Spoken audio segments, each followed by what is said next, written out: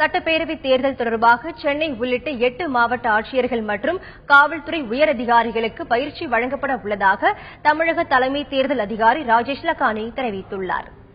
தமிழக சட்டப்பேரவைக்கு விரைவில் தேர்தல் அறிவிக்கப்பட உள்ள நிலையில் மதுரை, கோவை, திருச்சி ஆகிய மாவட்டங்களைச் சேர்ந்த ஆட்சியர்கள் மற்றும் காவல்துறை உயரதிகாரிகளுக்கு ஏற்கனவே பயிற்சி வழங்கப்பட்டது.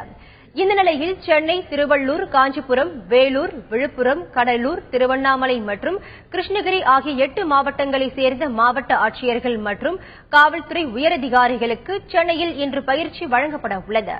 அண்ணா மேலாண்மை மையத்தில் நடைபெறும் பயிற்சியின் போது தேர்தல் தொடர்பான ஆலோசனை மேற்கொள்ளப்படும் என தமிழக தலைமை தேர்தல் அதிகாரி ராஜேஷ் லக்கானி தெரிவித்துள்ளார். இன்னைக்கு நார்த் ஜோன்ல இருக்கிறது 8 மாவட்டங்கள்ல இருக்கிறது டிஸ்ட்ரிக்ட் கலெக்டர் எஸ்பிக்கு இன்னைக்கு பயிற்சி நடைபெற இருக்குது.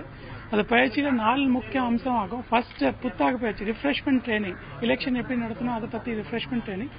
ரெண்டாவது, நம்ம இந்த எலெக்ஷன்ல ஐடி நிறைய யூஸ் பண்ண போறோம். இன்ஃபர்மேஷன் டெக்னாலஜி நிறைய சாஃப்ட்வேர் வச்சுட்டு ஆட்டோமேட் பண்ண போறோம். அந்த சாஃப்ட்வேர் எப்படி பயன்படுத்தணும் அதை பத்தி பயிற்சி கொடுக்க போறோம். மூணாவது, போஸ்டல் பேலட். இந்த தரம் அனைவரும் யாரோ எலெக்ஷன் டியூட்டில இருக்காங்க, போலீஸ் ஆபீசர்ஸ் மற்ற எல்லா ஆபீசர்ஸ், அவங்களுக்கு போஸ்டல் பேலட் இஷ்யூ பண்ணோம், அவங்க ஓட் பண்ணணும். அதுக்கு என்னென்ன ஏற்பாடு பண்ணோம்.